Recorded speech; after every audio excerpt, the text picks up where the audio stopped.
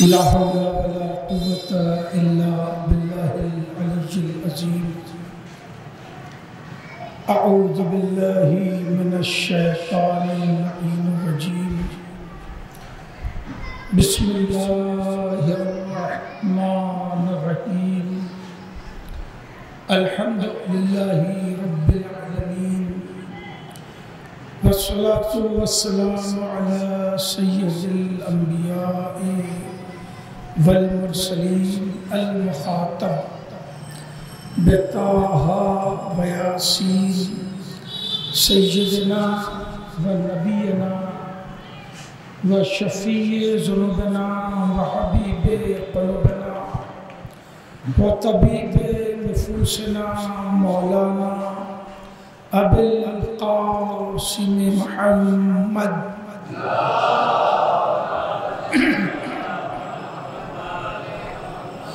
وآله الطيبين الطاهرين المعصومين المنتجبين الغر الميامين، ولعنة الله على أعدائهم وقتلتهم وغاصبي حقوقهم أجمعين من يومنا هذا إلى قيام يوم الدين. أما بعد، فقد قال الله سبحانه تبارك وتعالى في كتاب المبين وأصدق القائلين. بسم الله الرحمن الرحيم. والليل إذا عسعس والصبح إذا تنفس. صلوات.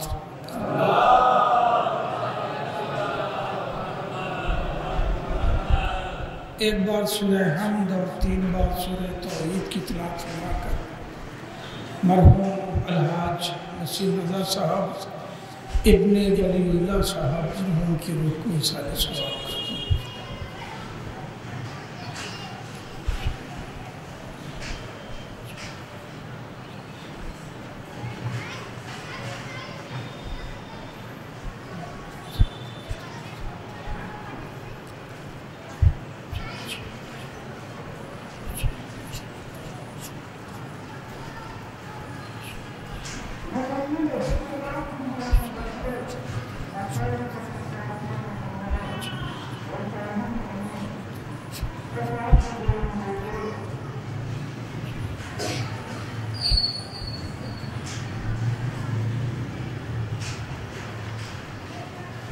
عزیزان محترم، سورہ تکویر کی جو 2 مختصر آیتیں ہیں جسے میں نے عنوان کلام قرار دیا،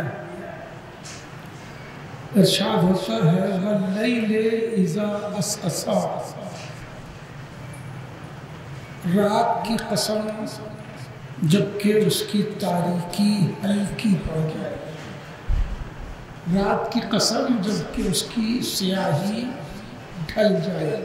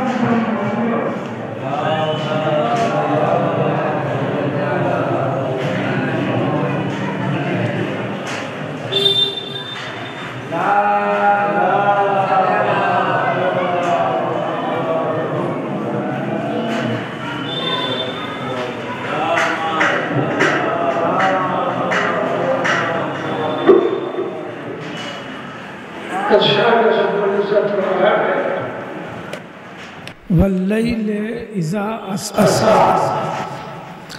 رات کی قسم جبکہ اس کی سیاہی تاریکی ہلکی پڑ جائے. والصبح اذا تنفسا، اور صبح کی قسم جب کہ وہ سانس لے۔ یہ ہے لفظی ترجمہ جسے میں نے آپ کے حوالے کیا ہے۔ والصبح اذا تنفسا، اور صبح کی قسم جبکہ وہ سانس لے، بیدار ہو جائے۔ تنفس صبح کو ہی نسیم کہتے ہیں، تنفس صبح کو ہی نسیم کہتے ہیں، یعنی اس صبح کی قسم جبکہ نسیم رواں۔ چھٹے امام ارشاد فرماتے ہیں کہ یہ نسیم صبح پھولوں کو تازگی دیتی، نسیم پھولوں کو تازگی عطا کرے، خوشبو عطا کرے، ماحول کو تازہ کرے، ذہن کو، طبیعت کو بیدار کرے۔ آواز کم کرو بھائی اس کی۔ نسیم ہی سے طلوع صبح کا بھی اندازہ ہوتا ہے۔ نسیم، امام فرماتے ہیں کہ نسیم حیات کی علامت ہے، نسیم حیات کی علامت ہے۔ جب میں نے یہ لفظ دیکھا امام کا کہ نسیم حیات کی علامت ہے، تو مجھے وہ منظر یاد آیا کہ حاجی نسیم صاحب جب فرش عزا پہ ہوتے تھے تو حیات کی علامت بن جاتے تھے۔ یقیناً فرش عزا کا میمنہ ختم ہو گیا۔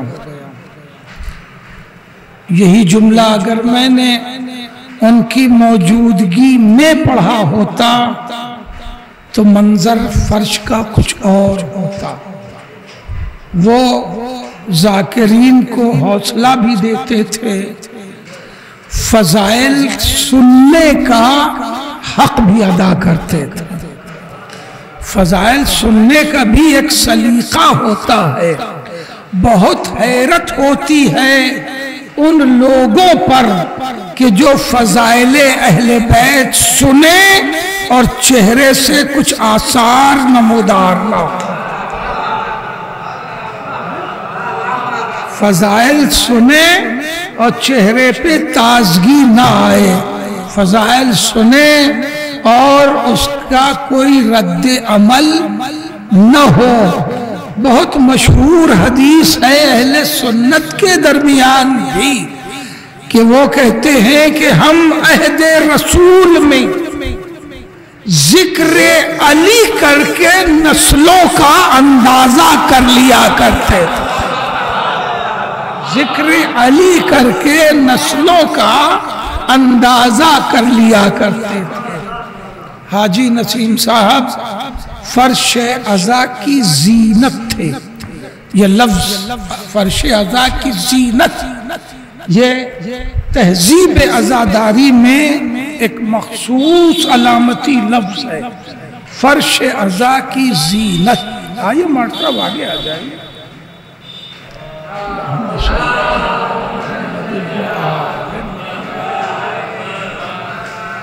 حاجی نسیم صاحب فرش عزا کی زینت تھے۔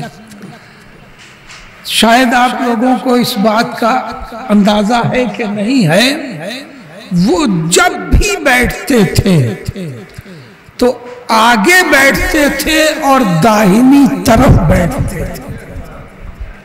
کبھی بھی، جبکہ ان کا دروازہ یہ کھلا بھی ہوتا تھا، کبھی اس عزا خانے میں ادھر نہیں بیٹھے۔ جب بھی بیٹھتے تھے تو ان کی جگہ یہ ہوتی تھی۔ جب وہ اس عزا خانے میں بیٹھتے تھے تب بھی ذاکر کے داہنی طرف ہی بیٹھتے تھے۔ یہ مخصوص عادت تھی ان کی فرش عزا پر بھی بیٹھنے کی۔ یہ نہیں کہ آئے تو کبھی یہاں بیٹھ گئے، کبھی وہاں بیٹھ گئے، کبھی وہاں بیٹھ گئے، نہیں۔ وہ آگے بیٹھتے تھے اور ہمیشہ ذاکر کے داہنی طرف بیٹھتے تھے. اسی لیے میں نے یہ جملہ کہا کہ میمنہ کمزور ہو گیا. نئی جملہ پہنچا. پھر سن لیجئے، لشکر کے 3 حصے ہوتے تھے. لشکر کے اصل میں جب پڑھا جائے تو کچھ یاد بھی رکھا جاتا ہے. آپ لوگوں کی ایک عادت سی بن گئی، مجلس سنے جاؤ بلائے جاؤ، سنے جاؤ بلائے جاؤ. بلاتے اس لیے ہیں کہ کہیں اثر نہ ہو جائے. ایک صلوات پڑھے محمد.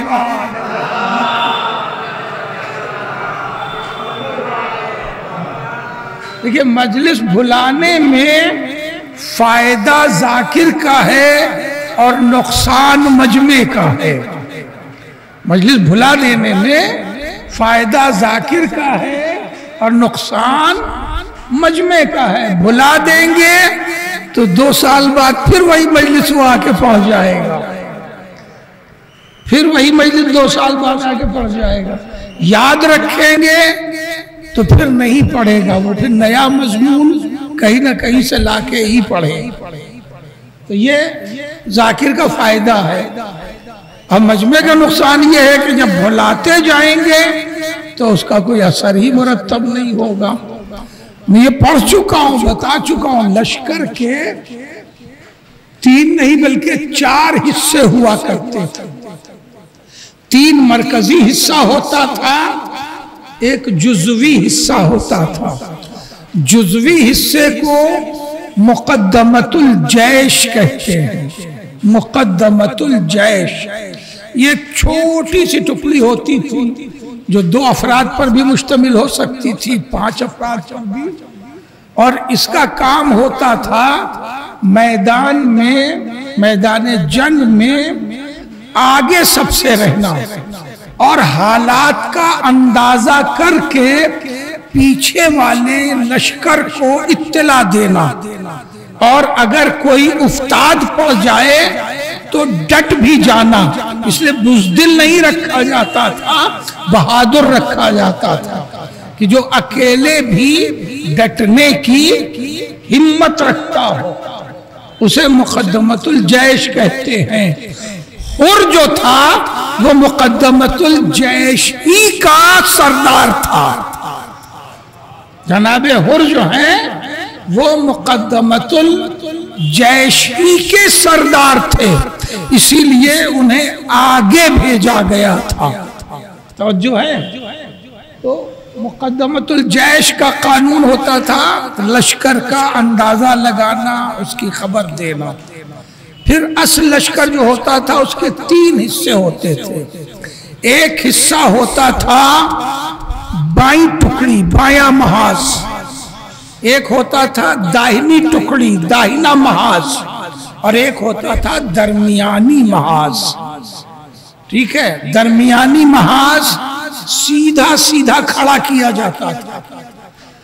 داہنا وی شیپ میں، وی کی طرح ادھر کھڑا کیا جاتا تھا اور بایاں ادھر کھڑا کیا جاتا تھا.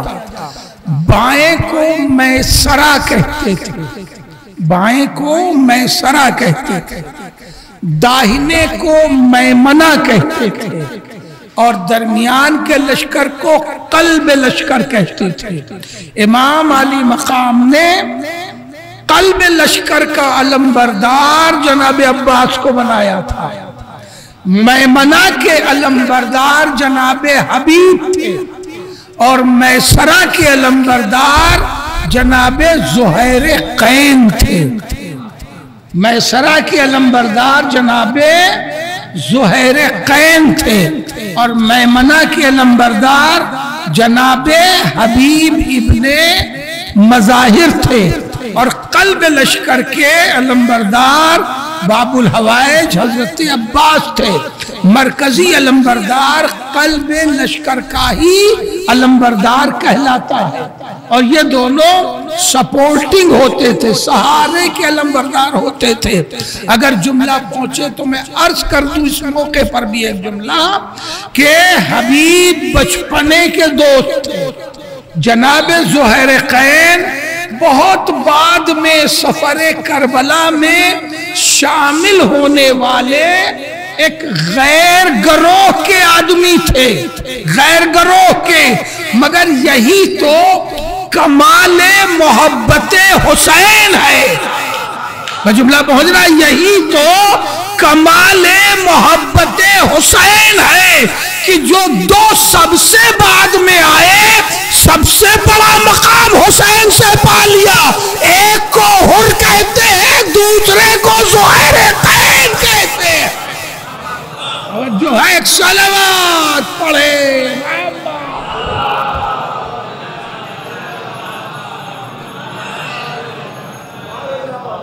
تو جو میں نے یہ جملہ کہا کہ فرش عزا کا میمنہ کمزور ہو گیا، تو اسی عادت کے تحت کہ جب بھی حاجی صاحب بیٹھا کرتے تھے تو ذاکر کے داہنے پہلو کی طرف بیٹھا کرتے تھے، ان کی جگہ بالکل ٹھیک یہی ہوتی تھی۔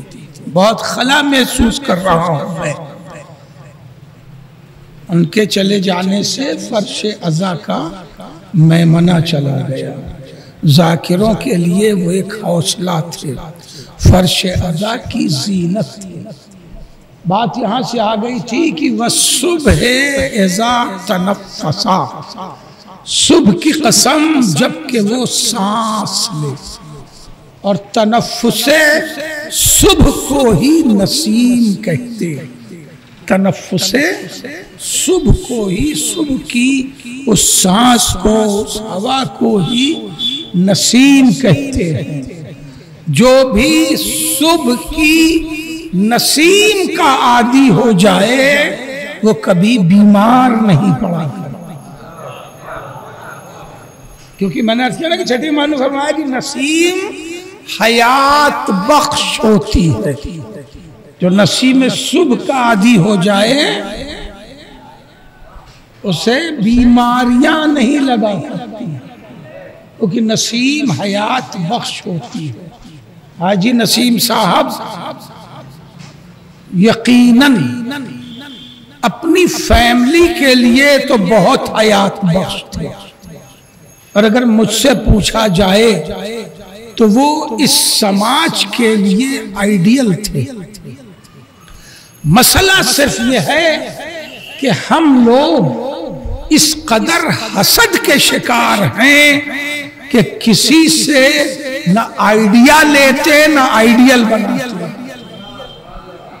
کاش یہ جملہ میں نے کہیں اور کہا ہوتا ہے۔ صلوات پڑھ لیں محمد و آل محمد۔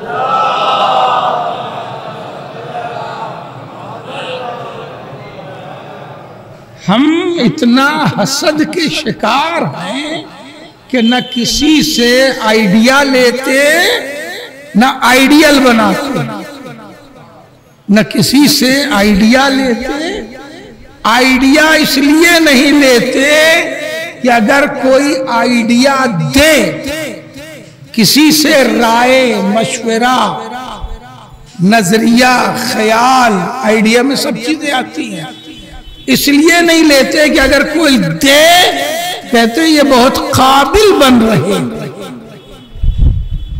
کیونکہ ہمیں اپنی قابلیت پر ناز ہے، اپنی قابلیت پر ناز ہے، چاہے ہم جس طبقے کے ہوں۔ اگر ہم ہائی اسکول ہیں تب بھی قابلیت پر ناز ہے، انٹر ہیں تب بھی قابلیت پر ناز ہے۔ جنہیں علم عروض کا ایک فن نہیں معلوم وہ اپنے کو بڑا شاعر سمجھ رہا ہے۔ اور جو ہے جس نے کتاب کا منہ نہیں دیکھا وہ صاحبان علم کو چیلنج کرتا ہے کہ ہمارے سامنے آئے تو ہم بتاتے ہیں۔ کیوں؟ اس لیے کہ آدمی کو اپنی کم علمی پر بھی اتنا غرور ہے کہ وہ صاحبان علم کو بھی نہیں سمجھتا۔ میں نے کہا نا حاجی نسیم صاحب کو آئیڈیل سمجھا جانا چاہیے۔ آئیڈیل کہتے ہیں نمائندہ شخصیت کو۔ اب آپ سوچئے کہ میں نے انہیں آئیڈیل کیوں کہا ہے؟ اگر ہے پرسوں کی تقریر آپ کے ذہن میں، پرسوں کی جو کل ہی کی بات ہے، پرسوں کی تقریر اگر ہے ذہن میں کسی کے بھی، تو اس کے لیے جملہ میرا بہت اور آسان ہو جائے گا۔ کیا بہت پڑھے لکھے آدمی تھے؟ مدرسے کے پڑھے تھے، ہے نا؟ بہت بڑی ڈگری ہولڈر نہیں تھے، مگر یہ بھی ایک دن کسی دن کہا تھا کہ سند علم کی دلیل نہیں ہے، سند علم کی دلیل نہیں ہے، بغیر سند کے بھی آدمی علم حاصل کر سکتا ہے اور صاحب علم بن سکتا ہے۔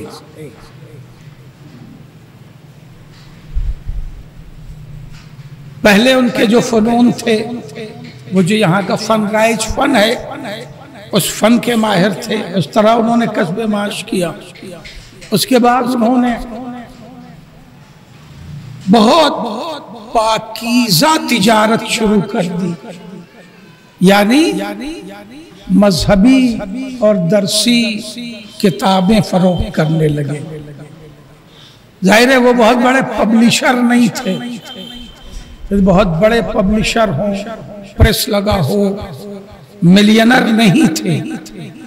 اس کے باوجود کہ جبکہ وہ بہت بڑے صاحب ثروت و دولت نہیں تھے، پھر بھی انہوں نے اپنے دو بچوں کو پی ایچ ڈی کرا دی، اس لیے وہ آئیڈیل ہے۔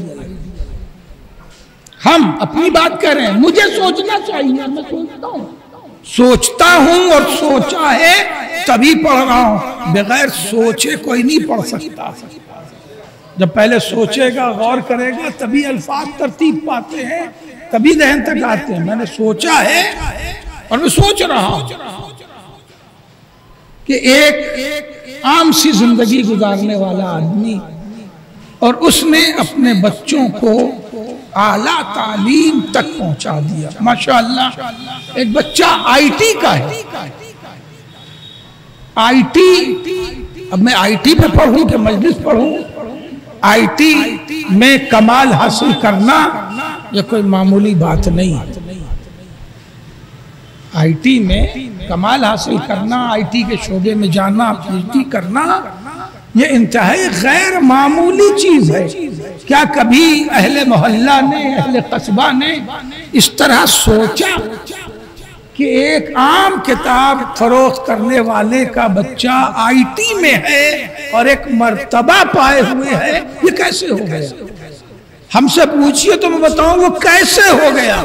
ان کا ایک بار نہیں، 100 بار کا سنا ہوا جملہ جو انہوں نے مجھ سے کہا، ممکن ہے کہ انہوں نے اوروں سے بھی کہا ہو اور وہ یاد کریں تو انہیں یاد آ جائے۔ 100 بار کم از کم انہوں نے مجھ سے یہ کہا کہ مولانا ایک روٹی کم کھائیں گے مگر بچوں کو پڑھائیں گے۔ ایک روٹی ہم کم کھائیں گے، نہیں گھر والوں کو کم کھانے دیں گے، شکم سیر نہیں ہونے دیں گے، مگر بچوں کو پڑھائیں گے۔ آپ غور کریں کہ مبارک پور سے باہر نکال کے دوسرے شہروں میں بھیج کے اور صبر و ضبط کے ساتھ معمولی حصول رزق پر اطمینان کر کے اور بچوں کو مہمیز کرنا اور انہیں اس نسیم حیات سے آشنا کرنا کہ جو علم تک لے جائے۔ جملہ پڑھنے سے کوئی فائدہ نہیں ہے، مگر میں جملہ تو پڑھوں گا ہی پڑھوں گا۔ اس نسیم حیات سے آشنا کرنا کہ جو انہیں علم کے کمال تک لے جائے، یہ انتہائی غیر معمولی بات ہے۔ ورنہ اس طرح سے بچوں میں ایک علمی ماحول، ایک علمی شعور بننا جیسا ماشاءاللہ ان کے بچوں میں ہے۔ ایک بچہ گولڈ میڈلسٹ ہے، ایک مولانا بھی ہے، پی ایچ ڈی بھی کر رہے ہیں، اور ایک پی ایچ ڈی کر چکے ہیں، آئی ٹی کے میدان میں ہے۔ اور بہت اب وہ وہی جانتے ہیں ان بچوں کا بھی کمال ہے جو انہوں نے اپنے والد سے کسب فیض کیا ہے، وہ جرأت پائی ہے اپنے والد سے، وہ ہمت اور حوصلہ پایا ہے، ورنہ اگر باپ سے اور گھر سے نہ ملے وہ ہمت و حوصلہ تو بچے اچھی تعلیم اور اچھا پیسہ پانے کے باوجود یونیورسٹیوں سے بھاگ آتے ہیں۔ اس کی تاریخ بھی آپ کی یہاں مل جائے گی کہ سب کچھ دیجئے مگر بھاگ آتے ہیں، نہیں تعلیم بڑھا پاتے۔ اس میں تلاش کیجئے کہ ایک معمولی کتاب کی دکان، معمولی پہ ان بچوں کو برا نہیں ماننا چاہیے، اس لیے کہ بہت ہائی فائی دکان نہیں ہے، اس لیے میں نے لفظ معمولی اختیار کیا ہے، معمولی چھوٹی سی دکان، اور اس سے اپنے بچوں میں وہ حوصلہ دینا، وہ جرأت دینا، وہ اسٹریم دینا کہ جس سے وہ میدان تعلیم میں ایک مقام حاصل کر لے، ایک منزل حاصل کر لے۔ آئیڈیل بنانا چاہیے ایسے آدمی کو، مگر ہمارے اس سماج میں آئیڈیل نہیں بن پاتا ایسا آدمی، اس لیے کہ ہم 1000 قسم کی حسد کے شکار ہیں، 100 قسم کی انجمن بازی کے شکار ہیں۔ اگر اچھا آدمی ہے مگر میری انجمن کا نہیں ہے تو وہ اچھا نہیں ہو سکتا۔ اٹھائیے جس دن کا چاہیے، میڈیا میں بات ہو رہی ہے، اسے بڑی احتیاط سے گزرنا ہوگا، جائیے دیکھیے امروہہ ایک بستی ہے، امروہہ ایک بستی ہے، آپ جا کے دیکھیے کہ وہاں کیسے کیسے انٹلیکچوئلز موجود ہیں۔ پتہ نہیں اگر یہاں اخبار آتا ہو جو دلی سے نکلتا ہے، انقلاب بھی نکلتا ہے، کوئی بھی دلی کا، کوئی کسی دن کا بھی دلی کا ایڈیشن دیکھ لیجئے، امروہہ نیوز سے خالی نہیں ہوگا، کسی دن کا بھی ایڈیشن اٹھا کے دیکھ لیں، امروہہ نیوز سے خالی نہیں ہوگا۔ اور جب آپ امروہہ نیوز ایک 15 دن کی پڑھ کے دیکھ لیجئے، 15 دن کی امروہہ نیوز پڑھ کے دیکھ لیجئے، آپ کو اس میں ضرور مل جائے گا فلاں محلے کے فلاں بچے نے اس شعبے میں اچھی تعلیم حاصل کر کے کمال حاصل کیا، اس کو اہل شہر نے ایوارڈ سے نوازا۔ دیکھیے ایوارڈ سے نوازا، بھائی میں جونپور کا ہوں، امروہہ کی تعریف بلا وجہ تھوڑی کر رہا ہوں۔ کیوں دیا انہوں نے ایوارڈ؟ اسکول نے تو دیا ہی تھا، اسکول نے دیا تھا۔ اسکول جو ایوارڈ دیتا ہے اس سے اسکول کے بچے حوصلہ پاتے ہیں، اپنا سماج جب ایوارڈ دیتا ہے تو سماج کے بچے حوصلہ پاتے ہیں۔ تو جو ہے ایک صلوات پڑھ لے محمد بحال۔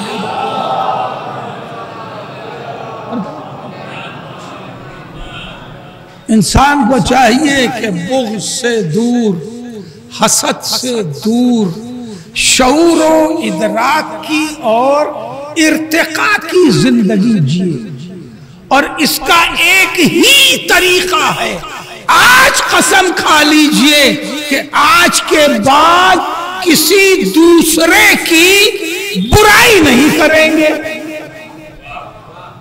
بس یہ میں نہیں کرو برائی نہیں سنیں گے، نہیں، یہ طے کر لیے برائی نہیں کریں گے، تو نہ آپ کریں گے نہ ہم کریں گے، تو نہ آپ سنیں گے نہ ہم سنیں گے۔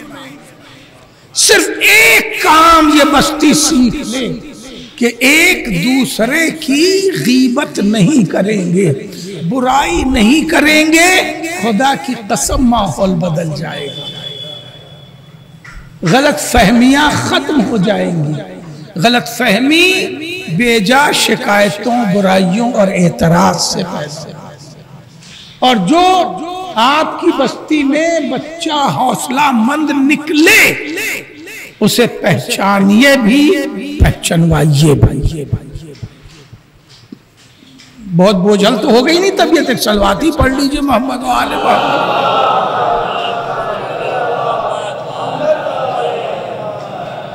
اسے پہچانیے بھی اور اسے پہچانوائیے بھی۔ جو گارجین ہو آپ کے سماج کا، کوئی ہو آپ کے سماج کا ہو، کسی انجمن کا ہو، کسی خاندان کا ہو، کسی قبیلے کا ہو، اگر اس نے اپنی گارجین شپ، میں نے امروہہ کو یہی نہیں کہا کہ آپ اس کو دیکھیے پڑھیے، ان کے یہاں اس پر بھی گفتگو ہوتی کہ ہمارے سماج میں بہتر گارجین شپ کون کون، محلے کے ایک دو نہیں ہے، 22-23 محلے ہیں، مگر 22-23 محلہ بھی مل کے امروہہ ایک ہے۔ اور کر رہے ہیں 22-23 محلہ بھی مل کے امروہہ ایک ہے، سیکھنا چاہیے۔ اسی طرح ایک بستی ہے علی پور کرناٹکا میں، وہ بھی اسی طرح کے پیرلل اسی سلیقہ ہاتھ سے جینے والے لوگ ہیں۔ یہی دو نہیں ہیں، اور بھی ہیں۔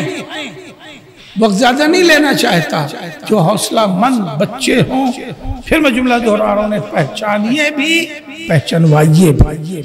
جو حوصلہ مند گارجین ہوں، باہمت گارجین ہوں، ان کی بھی عزت افزائی کیجئے، جہاں بیٹھیے ان کا تذکرہ کیجئے۔ اچھائی کا تذکرہ سماج کو بلند کرتا، سماج کو بلند کرتا، برائی کا ذکر سماج کو قعر مذلت میں ڈال دیتا، گندگی میں لے جاتا ہے۔ لہذا اس کو عمل میں لے آئیے تاکہ حیات پیدا ہو۔ ایک صلوات پڑھیں، محمد و آل محمد۔ بس گفتگو کر رہا تھا، یقیناً حاجی نظیم صاحب ایک آئیڈیل شخصیت تھی، مگر اس زاویے سے ہمارا یہ سماج نہ دیکھتا نہ دکھاتا، اصل میں اسے سلیقہ شعور ہی نہیں ہے کہ یہ بھی کوئی شعبہ حیات ہے، معلوم ہی نہیں ہے کہ ایسا بھی ہوتا ہے یا کیا جانا چاہیے۔ ایک آئیڈیل شخصیت تھی کئی اعتبار سے، بحیثیت فرش عزا یقیناً ایک آئیڈیل آدمی تھے، بیٹھتے تھے تو فضائل بھی خوش ہو کے سنتے تھے، مصائب بھی خوش ہو کے سنتے تھے، اپنی سماجی زندگی میں بھی انتہائی ایکٹیو رہتے تھے، اپنی انجمن کے لیے بھی روح رواں۔ اب اپنی انجمن اس لیے کہہ رہے ہیں کہ انجمن یہاں کی کسی شخص کا جملہ ہے، ابھی نام نہیں لوں گا، کہ ہمارے یہاں مذہب اور دین دو چیزیں ہوتی نا، مذہب اور دین ہے نا، ہمارا مذہب جعفری ہے اور دین ہمارا اسلام ہے۔ ایسے ہی ہر ایک مذہب کو مسلک کو پہچانا جاتا ہے، تو کسی کا یہ اچھا جملہ ہے جو مجھے بہت پسند آیا کہ ہمارے مبارک پور میں دین تو اسلام ہی ہے مگر مذہب انجمن ہے، ہمیں اس سے بلند ہونا ہوگا۔ ہمارا مذہب جعفری ہونا چاہیے، ہمارا مذہب اخلاق جعفری ہونا چاہیے، ہمارا مذہب تہذیب جعفری ہونا چاہیے، ہمارا مذہب امامیہ ہونا چاہیے۔ اور اگر اب جملہ قبول کر لے تو میں یہیں سے آگے بڑھ جاؤں کہ ہمارا مذہب جعفری ہو، ہمارا اخلاق جعفری ہو، ہماری تہذیب جعفری ہو، اس لیے کہ جو جعفری ہے وہی محمدی ہے۔ آئے جو جعفری ہے وہی محمدی ہے، پھر جملہ دے رہا ہوں، جو جعفری ہے وہی محمدی ہے، اس لیے کہ امام جعفر کے علاوہ کوئی بھی حدیث کو اس طرح نہ بیان کر سکا نہ کر سکتا ہے کہ یہ مجھ سے میرے جد نے فرمایا۔ توجہ ہے، ایک صلوات پڑھے محمد۔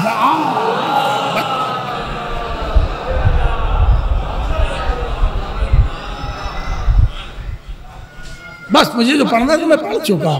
قرآن نے قسمیں کھائی ہیں اور طرح طرح کی قسمیں ہیں، مگر یہ سمجھ لیجئے کہ جو قرآن کے الفاظ ظاہری ہیں ان کا اپنا ایک معنی، ان کا اپنا ایک مفہوم ہے، جو اس کے باطنی معنی ہے ان کا اپنا ایک معنی ہے، ان کا اپنا ایک مفہوم ہے۔ معصوم نے فرمایا کہ قرآن کی آیتوں کے معانی و مفاہیم کے اعتبار سے کئی پرتیں ہیں. کسی معصوم نے کہا کئی درجے ہیں. معانی و مفاہیم آیت کے کئی درجے، کئی پرتیں ہیں. ظاہری الفاظ میں قرآن کہیں سائنس سمجھا رہا ہوتا ہے، اور وقت نہیں کہ میں ادھر آپ کو لے کے چلوں. ظاہری الفاظ میں قرآن کہیں سائنس سمجھا رہا ہوتا ہے، اور باطنی الفاظ سے محبت اہل بیت سمجھائی جاتی ہے. باطنی الفاظ پر جائے تو اس سے کہیں محبت اہل بیت سمجھائی جا رہی ہے، عظمت اہل بیت سمجھائی جا رہی ہے. ایسا کیوں ہے؟ بڑی لطیف سی بات ہے. ایسا اس لیے ہے کہ اگر عام دنیا کا طالب علم ہے، عام ذہن کا طالب علم ہے، تو پہلے اس کے عجائبات دنیا کے ذکر سے قریب آئے، اور جب قریب آئے اور یہ سوچے کہ قرآن 1400 سال پہلے بھی ایسی باتیں کہہ سکتا ہے، تو اب وہاں سے یہ جائے گا تو اس طرف جائے گا کہ ایسی باتیں بتانے والی وہ عظیم ذات کبریا کی کون ہے، اس کبریا تک لے جانے والے کون ہیں، اس کبریا سے پیغام قرآن لانے والے کون ہیں، تو اسے وہ سلسلہ ہدایت مل جائے گا. قرآن کہہ رہا ہے وَاللَّيْلِ إِذَا عَسْعَسَا.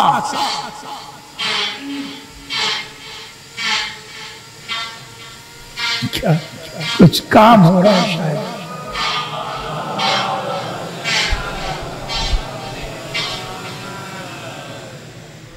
وَاللَّيْلِ إِذَا عَسْعَسَا وَالصُّبْحِ إِذَا تَنَفَّسَا. یعنی پوری محنت کر رہا ہے. ایک صلوات پڑھ لے محمد وآلہ.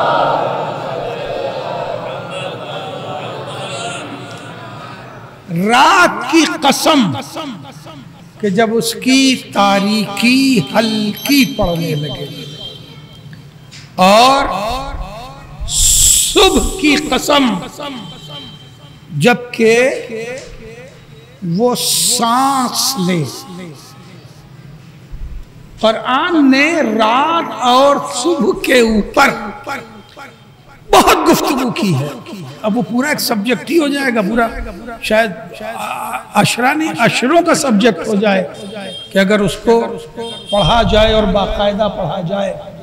کہیں رات کی قسم ہے، کہیں دن کی قسم ہے، کہیں تاریکی کی قسم ہے، کہیں رات کے پھیلنے کی قسم ہے نا. وَالضُّحَىٰ وَاللَّيْلِ إِذَا سَجَىٰ. توجہ ہے، اتنی بھاری مجلس میں سننے کے آپ لوگ عادی نہیں ہیں، اور اتنا اسے مجھے بوجھ ڈالنا بھی ذہنوں پہ نہیں ہے. کہیں رات کے پھیلنے کی قسم ہے، کہیں رات کے ہلکا ہونے کی قسم ہے، کہیں رات کے ابھرنے کی قسم ہے. یہ رات کو حصوں، پہروں اور کیفیتوں میں اللہ نے جو بانٹا ہے، اس میں بڑی سائنٹیفک گفتگو کی ہے، بڑی ہی اس میں سائنس کے پہلو پہ باتیں ہیں جو مقام توجہ ہیں. میں یہاں پہ صرف ایک لفظ کا سہارا لینا چاہتا ہوں. وَالصُّبْحِ إِذَا تَنَفَّسَا.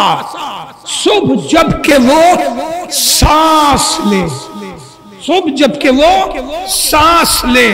ایک شخص ہے جو کسی مضبوط چیز کو دبائے ہوئے ہے. ایک کیسے مثال دوں آپ کو، جیسے آپ ایک مضبوط بکرے کو دبائے ہوئے ہیں. تو جب آپ نے پکڑا تھا تو آپ کی طاقت بہت زیادہ تھی. جب آپ نے اسے پکڑا تھا تو آپ کے پاس طاقت زیادہ تھی، ہاتھ پاؤں آپ کے قوی تھے. اور اب آپ نے اسے دبایا تو دبائے دبائے دبائے دھیرے دھیرے آپ کی طاقت کم ہوتی جائے گی، ہے نا. دھیرے دھیرے آپ کی طاقت کم ہوتی جائے گی. آپ دبائے ہوئے ہیں اور وہ دبا ہوا ہے، آپ دبائے ہیں، دبا ہے. اب آپ کے ہاتھ بھاری ہونے لگے، ہاتھ تھکنے لگے، پاؤں تھکنے لگے. اب اور وہ ہے کہ وہ زور لگائے ہوئے ہے نا. تو جیسے ہی آپ کا ہاتھ کمزور پڑے گا، وہ ایک بار جھٹکے سے اپنے کو چھڑائے گا، اور جب چھڑائے گا تو وہ لمبی سانس لے گا. جب وہ اپنے کو چھڑا لے گا تو وہ جانور بھی، میں نے آدمی کی مثال نہیں دی کیونکہ یہ انتہائی ظالمانہ ماحول بن جائے گا، آدمی کے ساتھ بھی ہوتا ہے، جانور کے ساتھ بھی ہوتا ہے، جب چھوٹے گا تو وہ تیز سانس لے گا، توجہ ہے، دن کو رات طاقت سے دبائے ہے، مگر دبائے دبائے اب رات کی طاقت کم ہونے لگی، قرآن نے کہا اسی گھٹتی ہوئی طاقت کی قسم، اور پھر جب صبح آزاد ہوئی تو اس نے سانس لے کے آزادی کا اندازہ لگایا، کہا وَالصُّبْحِ إِذَا تَنَفَّسَ۔ ایک صلوات پڑھے محمد وآل محمد۔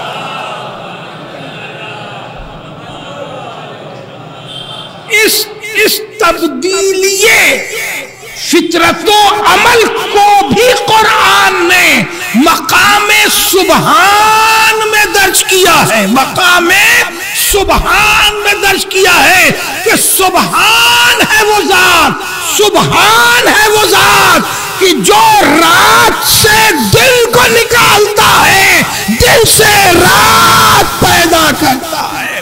صلوات پڑھے محمد۔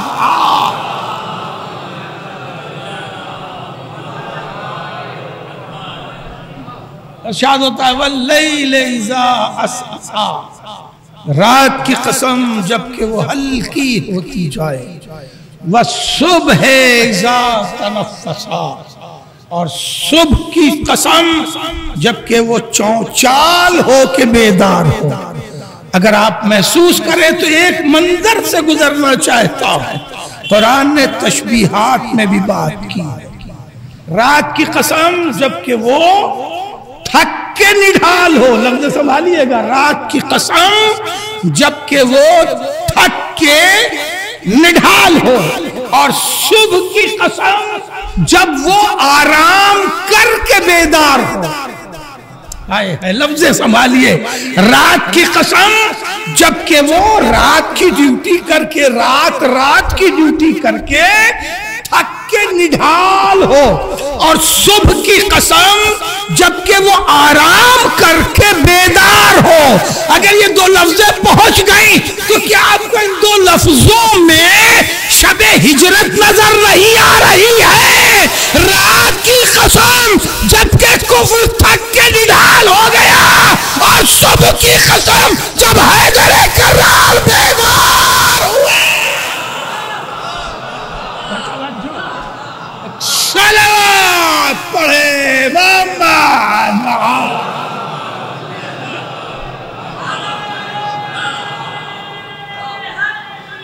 یا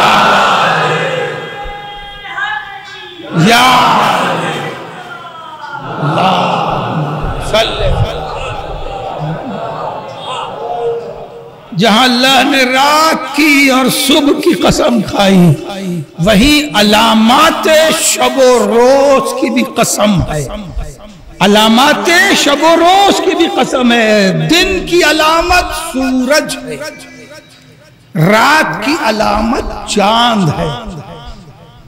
جہاں اللہ نے رات اور دن کی قسم کھائی ہے، وہی علامات شب و روز کی بھی قسم کھائی ہے۔ رات کی علامت چاند ہے، دن کی علامت سورج ہے، اب اللہ قسم کھا رہا ہے وَالشَّمْسِ وَضُحَاهَا وَالْقَمَرِ إِذَا تَلَاهَا۔ صلوات پڑھے محمد وآلہ۔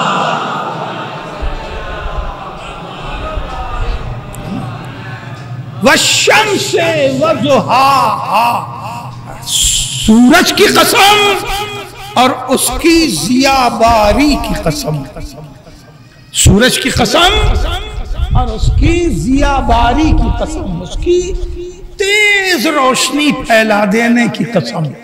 تیز روشنی کب پھیلتی ہے؟ جب دن کی کھڑی دھوپ ہو، 12 بجے۔ سورج کی قسم اور اس کی ضیاء باری کی قسم۔ وَالْقَمَرِ إِذَا تَلَاهَا، اور رات کی قسم جبکہ وہ سورج کے چاند کی قسم جبکہ وہ سورج کے بالکل پیچھے پیچھے آئے. سورج کی قسم اور اس کی ضیاباری کی قسم اور چاند کی قسم جب اس کے ٹھیک پیچھے پیچھے آئے. سورج چاند سے زیادہ خوبصورت ہے. سورج چاند سے زیادہ خوبصورت ہے مگر کبھی اس کی خوبصورتی کی بات نہیں ہوتی. ہوتی ہے؟ نہیں ہوتی. وجہ یہ ہے کہ بات اسی کی ہو سکتی ہے جو دکھائی دے. بیدار ہے نا؟ بات اسی کی ہو سکتی ہے جو نظر آئے. اور جب سورج ضیا بار ہوتا ہے تو کوئی اسے دیکھ نہیں سکتا. ابھی بادل ہیں مگر ذرا 2 منٹ دیکھ کے بتائیے اس کا حسن کیسا ہے تو نہیں دیکھ پائیں گے. آنکھیں بند ہو جائیں گی. آنکھیں بند ہو جائیں گی. اس کا حسن دیکھ نہیں پائیں گے. جن سے سورج نہ دیکھا جائے وہ روز محشر اللہ کو دیکھنے کی تمنا کیے بیٹھے ہیں. بیدار ہے؟ جن سے سورج نہ دیکھا جائے وہ روز محشر اللہ کو دیکھنے کی تمنا کیے بیٹھے ہیں. میں نام لے سکتا ہوں کیونکہ میں نے خود اپنے کانوں سے سنا اور انہیں دیکھا ہے. جناب طاہر القادری صاحب 20 کتابیں رکھ کے بات کرنے والے. یہ بھی ایک فن ہے کہ 10 کتاب ادھر رکھ لو 10 کتاب ادھر رکھو. اس سے مجمع پہ روب بنتا ہے نا, ایک جلالت پیدا ہوتی ہے.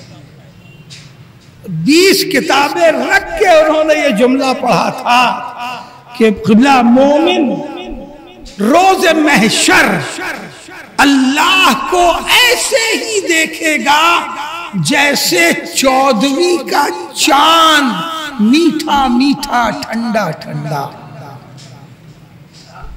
ہے. ابھی تو موت ہی کے ذائقے پہ بحث ہو رہی تھی, انہوں نے اللہ میاں کا بھی ذائقہ بتا دیا. نہیں بیدار بھئی جب میٹھا اور ٹھنڈا ہو گیا تو ذائقے ہی کی بات ہو گئی نا بھائی. چاہے ذائقہ حسی ہو چاہے لمسی ہو, میٹھا میٹھا ٹھنڈا ٹھنڈا. قسم سے یہ اللہ کی تعریف نہیں لسی کی تعریف معلوم ہو رہی ہے. تھک گئے آپ لوگ, صلوات پڑھ لیں محمد والے محمد.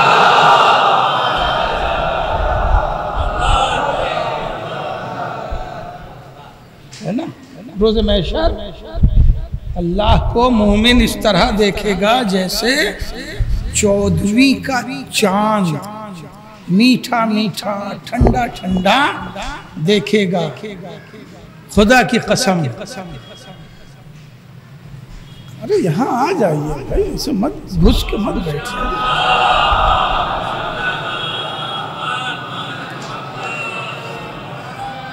آج ہم بہت آرام سے مجلس پڑھ رہے ہیں. آج بزرگوں کی تقلید میں نے مضمون بھی بزرگانہ رکھا ہے اور لہجہ بھی بزرگانہ رکھا ہے. ایک صلوات اور پڑھ لے محمد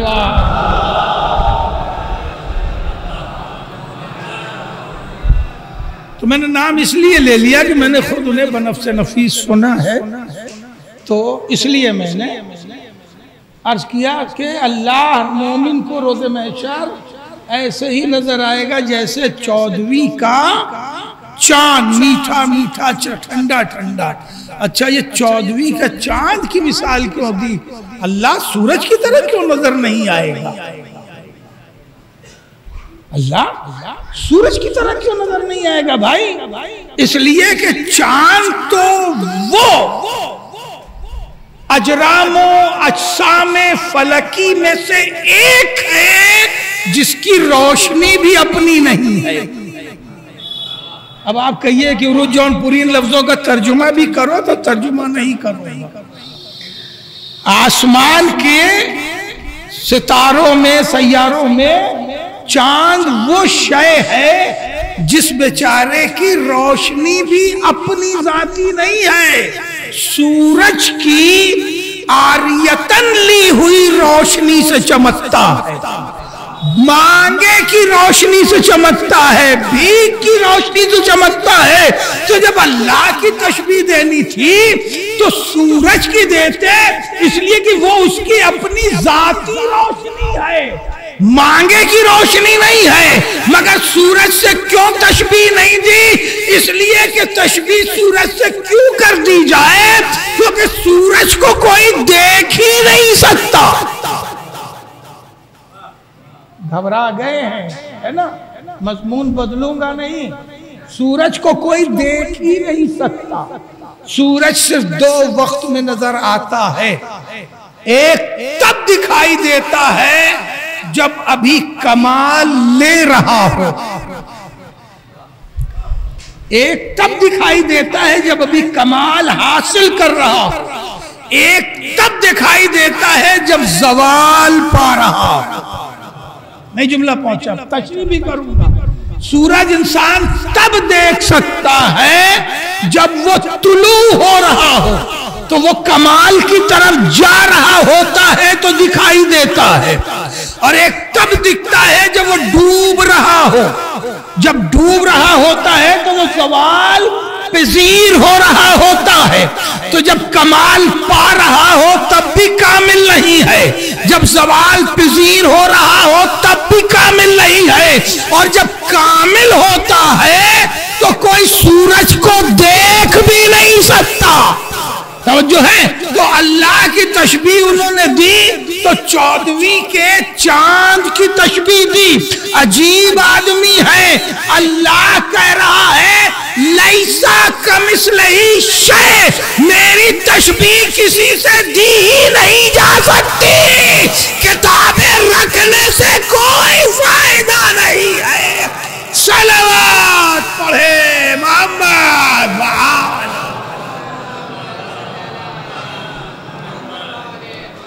میری تشبیہ کسی سے دی نہیں جا سکتی ہے، بلا تشبیہ ہے ذات خدا، ذات باری تعالیٰ۔ پھر یہ غلطی ہوئی کہاں سے؟ یہ بھی سن لیجئے، شاید بھی آ جائے۔ چاہوں گا یہی بات روک کتنا پڑھ بھئیہ شاید نہیں ہے، ٹائم ہے، پڑھیں، چلو تھوڑا بہت اور پڑھ دیں گے۔ مسئلہ یہ ہے کہ لوگ سنیں بھی تو جی لگا کے، سلوات پڑھیں محمد وآلہ۔ تو میں پڑھوں عرض کر رہا تھا کہ یہ دھوکہ ہوا کیسے اتنے بڑے آدمی کو کہ روز محشر اللہ نظر آئے گا تو 14ویں کے چاند کی طرح میٹھا میٹھا ٹھنڈا ٹھنڈا۔ چلو میں سمجھتا ہوں میٹھا ٹھنڈا بھی یہ بھی تشبیہ در تشبیہ ہے، کیونکہ کوئی اذیت نہیں پہنچے گی دیکھنے میں، اس لیے ٹھنڈا ٹھنڈا ہے نا، دیکھتے میں اچھا لگے گا اللہ کو، اس لیے میٹھا میٹھا ہے۔ چلو دو لفظ قبول کیے لیتے ہیں، مگر چاند سے تشبیہ دینا یہ کچھ جچا اس لیے نہیں کہ اللہ نے کہا میری تشبیہ کسی چیز سے مت دو، تو جب نہ دو تو کیوں دیا چاند سے تشبیہ؟ تو کہیں نہ کہیں منطق میں ایک لفظ بولا جاتا ہے اور اسی لفظ کے اوپر ہمارا سماج جیتا بھی زیادہ ہے، اور وہ لفظ منطق میں بولا جاتا ہے کہ اگر دھواں ہے تو کہیں آگ ضرور ہوگی، ہے نا؟ دھواں ہے تو کہیں آگ ضرور ہوگی۔ اس کے اوپر پوری منطق کی کتاب ہی نہیں بلکہ پورا منطق کا محل کھڑا ہوا ہے کہ آگ ہے تو کہیں دھواں ہے تو کہیں آگ ضرور ہوگی، مگر منطقی چوکتے وہاں ہے کہ بھئی آگ ہے، یعنی سماج کے منطقی لوگ جو منطق لگاتے ہیں، ہے نا، جو منطق لگاتے ہیں وہ چوکتے کہاں ہے کہ دھواں ہے تو آگ ضرور ہوگی۔ اب منطق لگا لی کہ دھواں نظر آ رہا ہے، آگ ضرور ہوگی، چھائے بن رہی ہوگی، اور اسی قیاس کو حرام کہا ہے۔ شریعت نے اسی قیاس کو حرام کہا ہے. دھواں دکھا کسی کے آنگن سے اٹھتا ہوا، کہنے لگے او چائے بن رہی ہے، چلو جگاڑ لگایا جائے چائے پینے کا. دوسرے نے کہا تھا چائے نہیں بن رہی ہے یار، وہاں جو ہے وہ کچھ تلا بھنا جا رہا ہے. اب اپنی اپنی قیاس آرائی، نہ وہاں چائے بن رہی تھی اور نہ وہاں کچھ تلا بھنا جا رہا تھا. 3 آدمی بیٹھے ہوئے سگریٹ پی رہے تھے. دھواں ہے تو آگ تو ہوگی، آگ تو ہے، اس لیے کہ تینوں کی سگریٹ میں آگ ہے. مگر یہ منطق جو ہے اس نے بگاڑ دیا. بات کچھ تھی اور یہ قیاس ایسا ہوگا. قیاس میں تو ہمارا یہ سماج ایسا لاجواب ہے کہ پوچھئے ہی نہیں. اگر کوئی علاج کرانے بھی جائے بیچارہ اعظم گڑھ کہ بیمار ہو گیا ہے، علاج کو گیا ہے، قیاس شروع ہو جائے گا. کچہری گیا ہوگا، وکیل کیا گیا ہوگا، چندہ لینے گیا ہوگا، چندہ مانگنے گیا ہوگا، فلانے انسپیکٹر کیا گیا ہو. دے قیاس لے قیاس، وہ بیچارہ گیا ہے اپنا مریض دکھانے. ایک صلوات پڑھ لیں محمد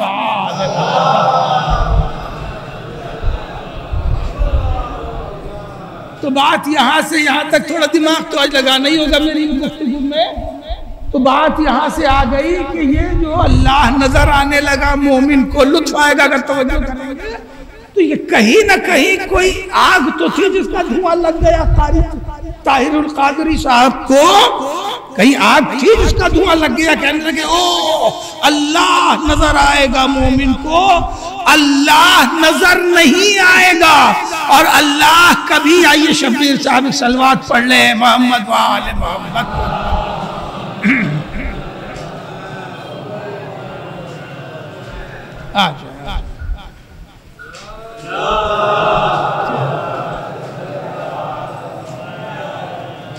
اب تھوڑا پہلے آ جاتے تو مجھے حوصلہ مل جاتا، کیونکہ تھوڑا مدرسے ہی والی بات چل رہی تھی، یعنی پڑھا رہا تھا. صلوات پڑھ لیں محمد وآل محمد. مدرسے والی نہیں، یہ جملہ غلط ہو گیا، میسج غلط جائے گا. مدرسے جیسی بات کی والی سے اللہ محفوظ رکھے، مدرسے والی نہیں، مدرسے جیسی بات کر رہا تھا میں. تو میں گزارش کر رہا تھا کہ یہ کیسے بات نکل آئی طاہر صاحب کے دماغ میں، کیسے آ گئی کہ اللہ نظر آئے گا، میٹھا میٹھا ٹھنڈا ٹھنڈا. تو کہیں کوئی بات تو ہے جس سے انہیں غلط فہمی پیدا ہو گئی. جب میں نے قرآن پڑھنا شروع کیا کہ واقعی کیا روز محشر اللہ نظر آئے گا، تو میں نے اوصاف حمیدہ میں جب دیکھنا شروع کیا تو سمجھ میں آیا اللہ تو نظر آ ہی نہیں سکتا، اس لیے کہ محشر میں نظر آئے تب محدود، غیر محشر نظر آئے تب محدود، عرش پہ نظر آئے تب محدود. اگر نگاہ میں آ گیا تو محدود ہو گیا، اور محدود اللہ نہیں ہوتا. اور پھر مومن کو کیسے نظر آ جائے گا جب موسیٰ کو نظر نہ آیا؟ ایک صلوات پڑھے محمد وآل محمد.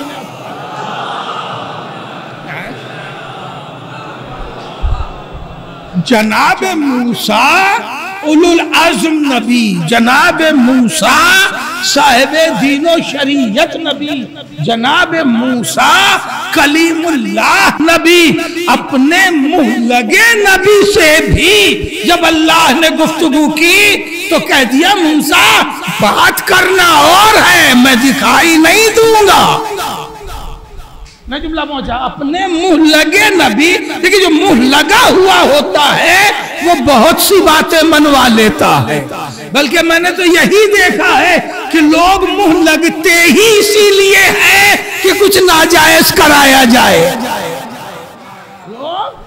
جگاڑ کر کے منہ لگتے ہی اسی لیے ہیں کہ کچھ غلط اور ناجائز کرایا جائے.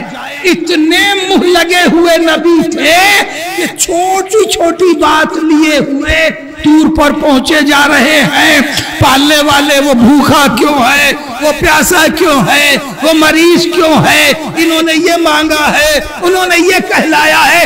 اتنا منہ لگا ہوا نبی قوم ہی کے کہنے پہ پھنس گیا. جناب موسیٰ کی خواہش اپنی نہیں تھی، اپنی خواہش جناب موسیٰ کی نہیں تھی کہ ہم اللہ کو دیکھیں. قوم نے نبی کو پھنسایا، تو جب قوم نبی کو پھنسا سکتی ہے تو مولوی کیا بیچتا ہے. ایک صلوات پڑھے محمد.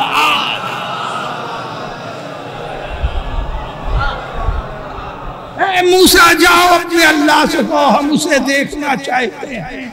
اور اتنا دباؤ ڈالا قوم نے کہ جناب موسیٰ کہہ بیٹھے پالنے والے ہم سب تجھے دیکھنا چاہتے ہیں. ادھر سے جواب آیا منہ لگانا اور بات ہے، لن ترانی تم ہمیں کبھی نہیں دیکھ سکتے. یہاں ہم سے بڑے علماء بیٹھے ہیں، لن کی حیثیت وہ جانتے ہیں. اب میں لن آپ کو پڑھانے لگوں گا تو شاید دو چار لوگ کم ہو جائیں، ہے نا، کیونکہ لن کی بحث جو ہے وہ بچے بھی مدرسے میں جی لگا کے پڑھنا نہیں چاہتے. کیوں سرکار ایسے ہی ہے نا، لن کی بحث ایسی ہے کہ بچے بھی جی لگا کے پڑھنا نہیں چاہتے. تو آپ کو میں کیا پڑھاؤں؟ وہاں لن کے ساتھ کہا لن ترانی، ہرگز ہرگز ہمیں نہیں دیکھ سکتے.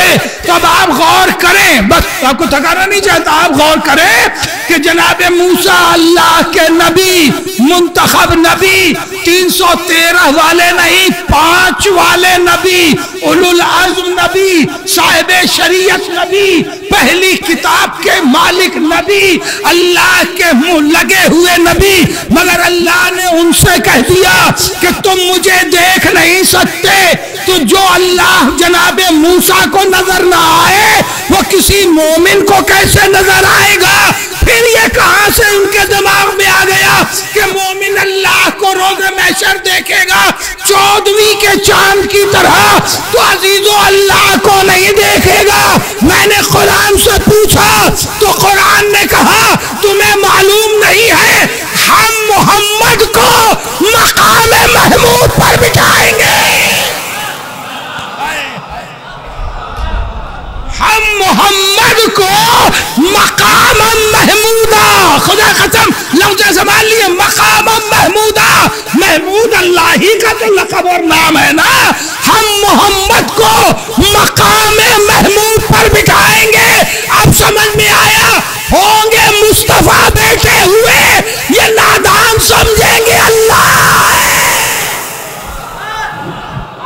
جو ہے یہ نادان سمجھیں گے اللہ ہے. اب سمجھ میں آیا، ایک بھائی پر دنیا نے دھوکہ کھایا. نئی بات پہنچی، ایک بھائی پر دنیا میں دھوکہ کھایا، ایک بھائی پر آخرت میں مسلمان دھوکہ کھائیں گے. صلوات پڑھے محمد.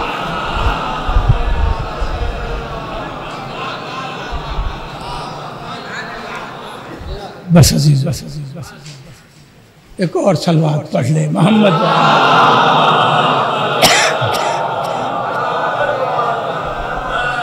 اللہ نے اس طرح کی بے شمار قسمیں کھائی اور بڑی خوبصورت قسمیں کھائیں. انہی تمام قسموں میں پھر ایک قسم اسی رات اور دن کی قسم. میرا موضوع تھا واللیل اذا عسعسا والصبح اذا تنفسا. انہی دو لفظوں سے پھر قسم ہے. ایک صبح کی قسم ہے اور ایک رات کی قسم ہے. والفجر ولیال عشر. فجر کی قسم اور 10 راتوں کی قسم. میں نے عرض کیا کہ قرآن کے الفاظ ایک ہی معنی، ایک ہی مفہوم اور ایک ہی منظر کے لیے نہیں. صبح کی قسم، فجر کی قسم اور 10 راتوں کی قسم ولیال عشر، 10 راتوں کی قسم۔ علماء نے فجر اور 10 راتوں کو ماہ رمضان میں بھی ڈھونڈا ہے، فجر اور 10 راتوں کو ماہ ذی الحجہ میں بھی تلاش کیا ہے، اور فجر اور 10 راتوں کو کربلا میں بھی ڈھونڈا۔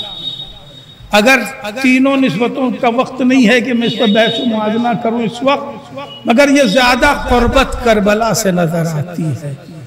صبح عاشورہ اور وہ 10 راتیں وہ حسین کے کربلائی سفر کی 10 راتیں، وہ 10 راتیں جو اپنی صبح میں تبدیل ہوتی ہے تو ایک بڑی قیامت لے کے آتی ہے، ایک بڑی قیامت لے کے آتی ہے۔ ناظم علی صاحب قبلہ اللہ انہیں صحت دے اور طول عمر عطا فرمائے، ابھی وہ تقریر میں 8 ربیع الاول کی شام کی آخری تقریر میں بڑا قیمتی جملہ پڑھ رہے تھے کہ دنیا میں جنگیں سینکڑوں نہیں ہزاروں جنگیں ہوئی ہیں، اور کئی برس لڑی جانے والی جنگیں۔ انہوں نے مثال میں صرف 2 جنگیں لی تھی، جنگ عظیم اول اور جنگ عظیم ثانی۔ پہلی جنگ عظیم اور دوسری جنگ عظیم جو 4 برس لڑی گئی، مگر یہ 4 برس لڑی جانے والی جنگیں 4 جملوں میں بتائی جاتی ہیں، 4 جملوں میں ختم ہو جاتی ہیں۔ یہ سارے انہی کے جملے ہیں، اللہ اس کا ثواب بھی انہی کو دے اور برکت بھی عطا فرمائے۔ اور ایک جنگ جو صرف 3 پہر لڑی گئی، 1 پہر، 2 پہر، 3 پہر۔ 1 پہر 10 بجے سے پہلے ہوتا ہے، دوسرا پہر 10 سے 2 کے درمیان ہوتا ہے، اور تیسرا پہر 2 سے 6 کے درمیان ہوتا ہے۔ یہ 3 پہر 8 پہر کا ایک دن ہوتا ہے۔ یہ میں اس لیے سمجھا رہا ہوں کہ مجلس پڑھ رہا ہوں، وہ نہیں سمجھا سکتے تھے کیونکہ تقریر کر رہے تھے۔ سمجھانا ضروری تاکہ بچوں کو پہر سمجھ میں آ جائے۔ پہر لوگ بولتے ہیں 8 پہر ہوتے ہیں پورے 24 گھنٹے میں، 8 تیائی 24، ایک پہر 3 گھنٹوں کا ہوتا ہے، 3 گھنٹوں میں ایک پہر مکمل ہوتا ہے۔ اب ان کا جملہ جو تھا ناظم صاحب کا کہ 4 برس لڑی جانے والی جنگیں 4 جملوں میں ختم ہو جاتی ہیں، اور ایک کربلا کی وہ جنگ جو صرف 3 پہر لڑی گئی، تیسرا پہر مکمل نہیں ہوا اور پہلا پہر بھی شروع ہونے کے بعد جنگ شروع ہوئی ہے۔ 3 پہر لڑی جانے والی جنگیں کئی ہزار کتابیں لکھی جا چکی، مگر ابھی تک کربلا مکمل نہیں ہوئی۔ بہت بڑا جملہ ہے کہ ابھی تک کربلا مکمل لکھی نہیں جا سکی، جبکہ صرف 3 پہر میں یہ جنگ لڑی گئی۔ یہی حسین ابن علی کا معجزہ ہے کہ 3 پہر لڑی جانے والی جنگوں میں پدریت کیا ہوتی ہے حسین نے یہ بھی بتا دیا، پسریت کیا ہوتی ہے یہ بھی بتا دیا، بیٹی سے محبت کیسی ہوتی ہے یہ بھی بتا دیا، بہن سے بھائی رخصت کیسے ہوتا ہے یہ بھی بتا دیا، بیٹے پالے کیسے جاتے ہیں یہ بھی بتا دیا، یتیموں پہ شفقت کیسے ہوتی ہے یہ بھی بتا دیا، دوستی کی معراج کیا ہے یہ بھی بتا دیا، دشمنی کا سلیقہ کیا ہے یہ بھی بتا دیا۔ 3 پہر میں حسین نے ہر رشتہ بتا دیا۔ عزاداروں، یہ غریب حسین اپنے جوان کو اجازت دینا چاہتا ہے جنگ کی، اور علی اکبر کھڑے ہوئے کہہ رہے ہیں بابا اب مجھے مرنے کی اجازت دے دے۔ خدا کی قسم، ایک باپ کی نگاہ میں بیٹے کی حیثیت کیا ہوتی ہے، بیٹے کا مرتبہ کیا ہوتا ہے۔ امام وقت ہے نا، امام وقت ہے، اور کسی کو بھی اجازت دے سکتے ہیں، مگر امام کو مرتبہ بھی بتانا ہے، محبت بھی بتانا ہے۔ امام نے کہا علی اکبر تم مرنے کی اجازت مانگ رہے ہو، بیٹا جاؤ پہلے اس ماں سے اجازت مانگ کے آؤ جس نے تمہیں 18 برس پالا ہے۔ عزیزو، پسریت کیا ہوتی ہے، تربیت کا مقام کیا ہے، پرورش کی عظمت کیا ہے، یہ حسین بتا رہے ہیں۔ جناب علی اکبر کی کربلا میں دو مائیں ہیں، ایک وہ ماں ہے جس نے وجود دیا ہے پالا نہیں ہے، ایک وہ ماں ہے جس نے وجود نہیں دیا ہے مگر پال کے 18 سال کا کیا ہے۔ وجود دینے والی ماں کا نام جناب لیلا ہے، پالنے والی ماں کا نام جناب زینب ہے۔ کہ بیٹا اس سے اجازت مانگ کے آؤ جس نے تمہیں پالا ہے، مولا امام ہے، دے اجازت، کالے زمانہ سمجھ تو جائے۔ ارے بچوں کو پالنا کتنا بڑا مرتبہ اور عظمت ہے۔ جناب علی اکبر آئے، پھپھی اماں، بس پڑھ چکا، پھپھی اماں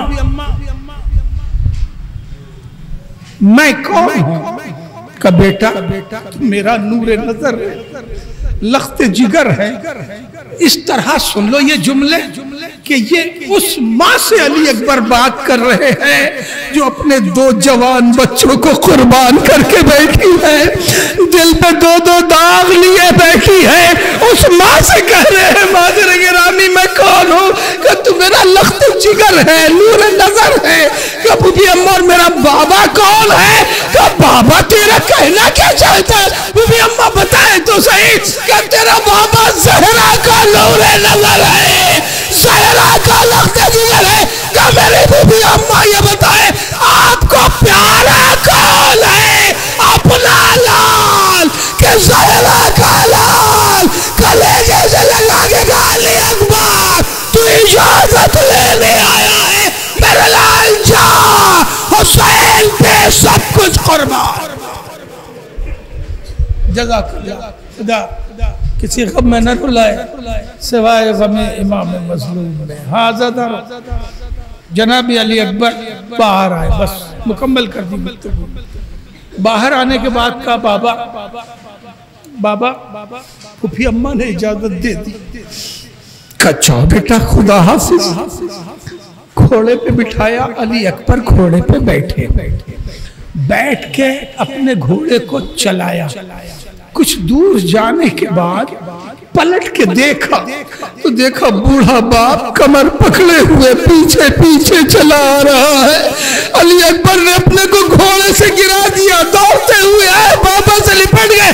بابا آپ نے تو ہمیں اجازت دے دی تھی، بابا آپ پیچھے پیچھے کیوں چلے آئے؟ امام نے فرمایا علی اکبر کاش تو صاحب اولاد ہوتا تو میرے لال یہ سوال نہ کرتا۔ ارے پسریت کے مقابلے پدریت کا کلیجہ حسین بتا رہے ہیں۔ آواز دی علی اکبر جاؤ، مگر جہاں تک جانا مڑ مڑ کے دیکھتے جانا تاکہ باپ کے دل کو تسکین الا لعنت اللہ علی القوم الظالمین وسيعلم الذين ظلموا أي منقلب ينقلب وإنا لله وإنا إليه راجعون۔ پالنے والے تجھے محمد و آل محمد علیہ السلام کا اس مجلس عزا کو قبول فرما۔ پالنے والے تجھے محمد و آل محمد علیہ السلام کا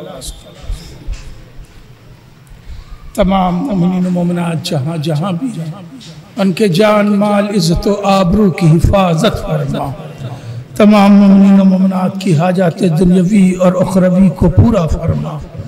پالنے والے الحاج نسیم رضا صاحب کو جوار امام حسین علیہ السلام جگہ عنایت فرما۔